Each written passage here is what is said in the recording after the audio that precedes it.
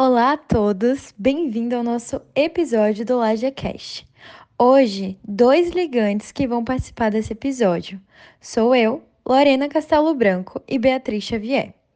Hoje vamos falar sobre o tema doença celíaca e para isso nós estamos aqui com a nossa convidada, a doutora Maria Gabriela Fernandes Dezan. É um prazer ter a senhora aqui como a nossa convidada de hoje. Olá, pessoal. Quero primeiro agradecer o convite que a Liga me fez para participar desse podcast e parabenizá-los também pela iniciativa de trazer esse tema tão importante para a comunidade acadêmica. E então, antes da gente começar a falar sobre a doença celíaca em si, eu vou apresentar um pouco do currículo da nossa convidada. A doutora Maria Gabriela Fernandes Dezan é professora assistente do curso de Medicina da Escola Baiana de Medicina e Saúde Pública, mestre em Medicina e Saúde pela Universidade Federal da Bahia, especialista em gastroenterologia, hepatologia e endoscopia digestiva alta e baixa, e membro titular da Federação Brasileira de Gastroenterologia e da Sociedade Brasileira de Hepatologia. E agora, antes de começar com as perguntas sobre a doença celíaca, precisamos falar um pouco acerca da importância de abordar esse tema aqui no LajeCast. A doença celíaca é importante por várias razões. É uma condição autoimune crônica em que a ingestão de glúten provoca danos no intestino delgado, levando à má absorção de nutrientes essenciais. Isso pode resultar em desnutrição, anemia, osteoporose e outros problemas de saúde. Então, após entender a importância desse tema, podemos trazer algumas perguntas. Quais são os sintomas da doença celíaca? Bom, os sinais e sintomas da doença celíaca podem ser divididos em dois grupos, digamos assim, os gastrointestinais e os extraintestinais. No primeiro grupo, a gente encontra mais classicamente a diarreia, que é uma diarreia caracteristicamente bastante volumosa, com odor fétido, a esteatorreia, que são as fezes de aspecto gorduroso, a extensão abdominal por gases, dentre outros. Já no grupo das manifestações extra-gastrointestinais, que são manifestações menos clássicas, a gente pode encontrar uma diversidade de sinais e sintomas, como a dermatite herpetiforme, que não tem a ver com o vírus da herpes, tá? Mas a lesão da dermatite herpetiforme se parece com a lesão, as vesículas do vírus da herpes.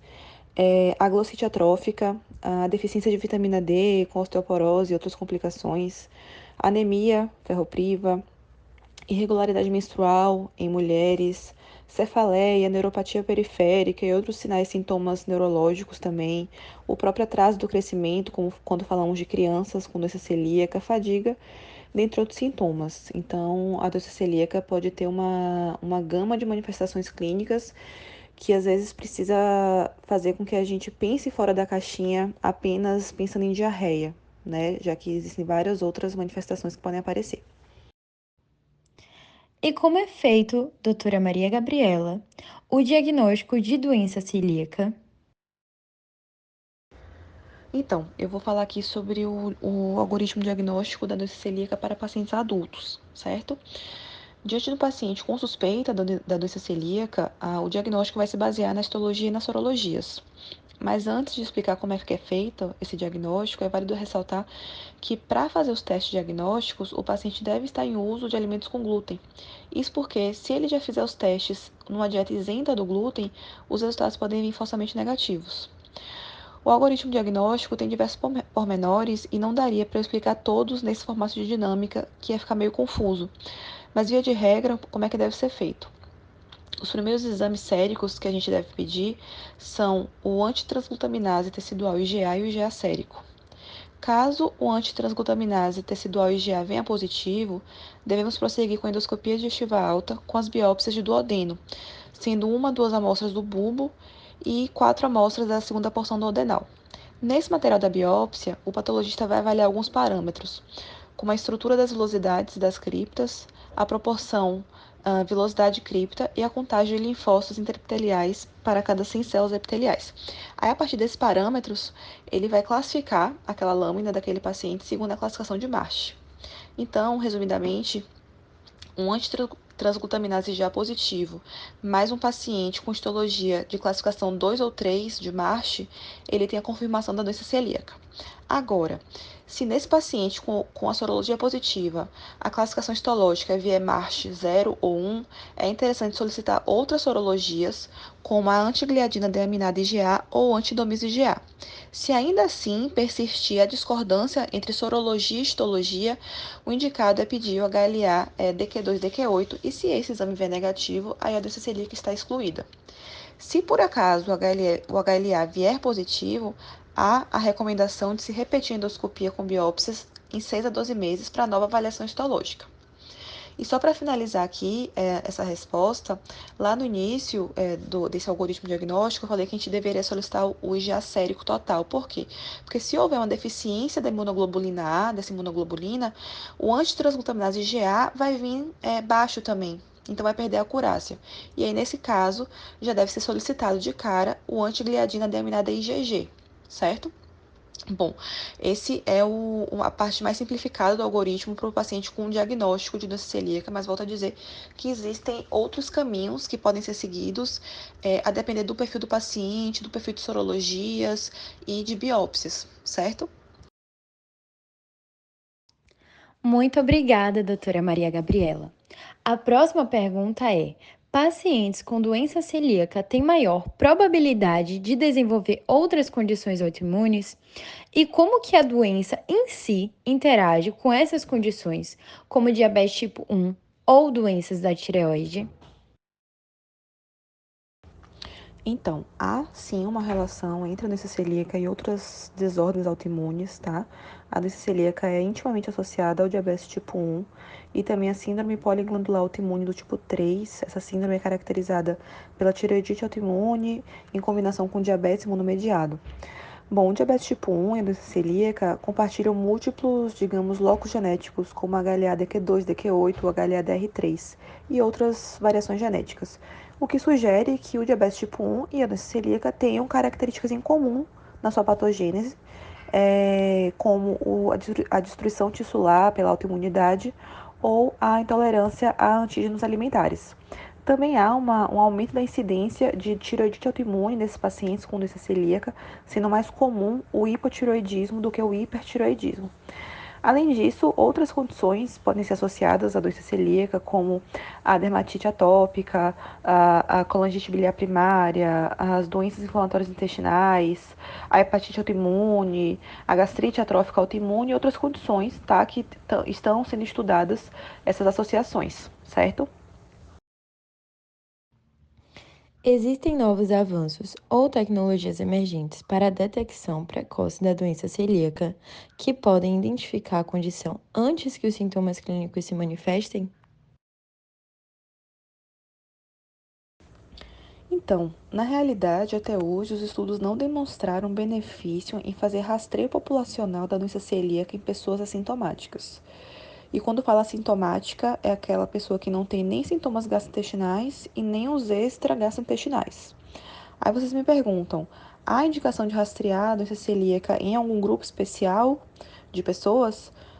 Bom, em familiares de primeiro grau, de pessoas com doença celíaca confirmada, a testagem pode ser considerada, embora não seja uma recomendação forte, mas pode ser considerada, tá?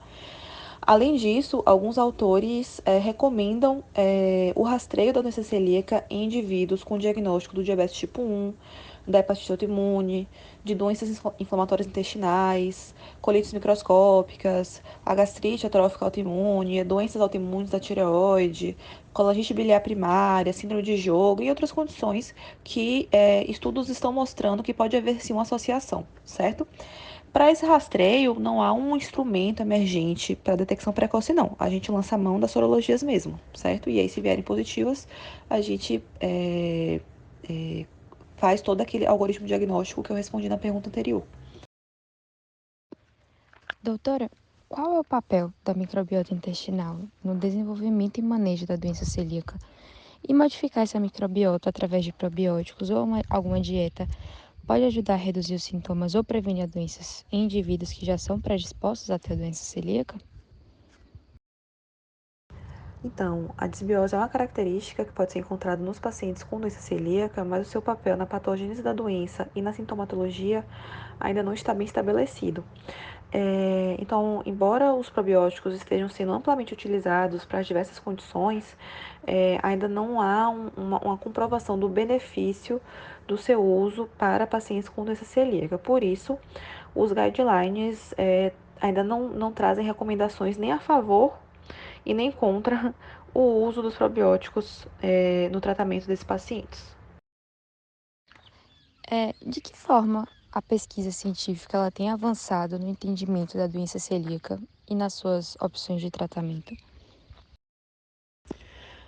Então, hoje o tratamento padrão ouro, digamos assim, para a doença celíaca é a dieta isenta do glúten, tá? Mas sim, existem diversos estudos em andamento, ensaios clínicos, fase 1, fase 2, fase 3, buscando outras opções terapêuticas para essa condição, tá? E vários alvos terapêuticos potenciais têm sido estudados, têm sido explorados nesses estudos, como o processamento do glúten na luz intestinal, o bloqueio da imunidade adaptativa ou inata induzida pelo glúten, a restauração da tolerância imunológica ao glúten, tá? Então a ciência está assim avançando bastante nesse sentido. Para substituir a dieta isenta do glúten, né, esse novo medicamento deverá ser capaz de prevenir o desenvolvimento de danos induzidos pelo glúten na mucosa intestinal, tá? Mas até agora, nenhum desses estudos trouxe um medicamento que demonstrasse uma eficácia convincente nesse sentido. Por isso, ainda permanece a dieta isenta do glúten como principal tratamento para a doença celíaca, tá bom? Mas sim, a ciência está avançando bastante nessa área. E qual a importância que a senhora acha que tem da conscientização sobre a doença celíaca na comunidade médica e entre o público em geral? Olha, eu acredito que a conscientização da comunidade médica comece pelo conhecimento da doença, saber quando suspeitar, entender as manifestações e as formas de diagnóstico. O diagnóstico tem que ser preciso, porque o tratamento, que consiste na dieta isenta do glúten, como eu falei, torna a alimentação da pessoa, querendo ou não, restrita, tá? Os alimentos sem glúten habitualmente são alimentos mais caros também, tá? Então a gente deve evitar restrições desnecessárias. E já que eu toquei nesse ponto, né, não há nenhuma necessidade de se restringir glúten se você não tem tolerância. É importante que se diga que o glúten não é inflamatório, o glúten não engorda, como é dito por aí, certo? Então, acho que a conscientização vai mais por esse caminho mesmo, tá? Conhecer a doença, diagnóstico adequado, saber que pode limitar a dieta do paciente em caso de diagnóstico positivo e saber como manejar a doença em si. E por fim, para acabar nosso podcast, o que a senhora acha que quais são as dicas e recursos disponíveis para ajudar as pessoas que são recém-diagnosticadas a ajustarem sua vida e a dieta à doença celíaca? Então, a pessoa que teve o diagnóstico, que tem um diagnóstico da doença celíaca, tem que ter dois profissionais de confiança, que são o gastroenterologista e o nutricionista. O gastroenterologista vai fazer todo o acompanhamento desse paciente, avaliar a remissão endoscópica, a remissão de sintomas, a remissão histológica também do paciente após o tratamento, que é a dieta isenta do glúten, e vai fazer todos os outros segmentos necessários para esse paciente. O nutricionista vai fazer o acompanhamento nutricional, que é de extrema importância nesses indivíduos, e além disso ajudar no manejo dietético, né? Já que a isenção do glúten muitas vezes deixa a dieta do paciente um pouco mais restrita, tá? Então, são dois profissionais-chave nesse acompanhamento, tá? Além disso, é importante que a pessoa com doença celíaca esteja atenta aos rótulos dos alimentos que ela consome, esteja atenta à possibilidade de contaminação cruzada no preparo dos alimentos. É, e além disso, existem também associações, grupos de pessoas com o diagnóstico da doença celíaca que podem dar todo esse suporte também, de orientações outras que essas pessoas precisem, certo? Agradeço muitíssimo, doutora Maria Gabriela Fernandes Dezan, pela participação em nosso LajeCast. Agradeço muito e esperamos que venha mais vezes. Com certeza foi uma honra aprender com a senhora e obter conhecimento diante de um tema com tanta importância na saúde pública. e poder também empoderar os ouvintes, fornecendo-lhe as ferramentas e o conhecimento necessário para gerenciar sua condição de forma eficaz e melhorar sua qualidade de vida. Agradeço também a participação da nossa ligante Beatriz Xavier. Foi uma honra poder construir também esse podcast com você. E então chegamos ao fim de mais um LajeCast e agradecemos a participação dos ouvintes. Até o próximo episódio!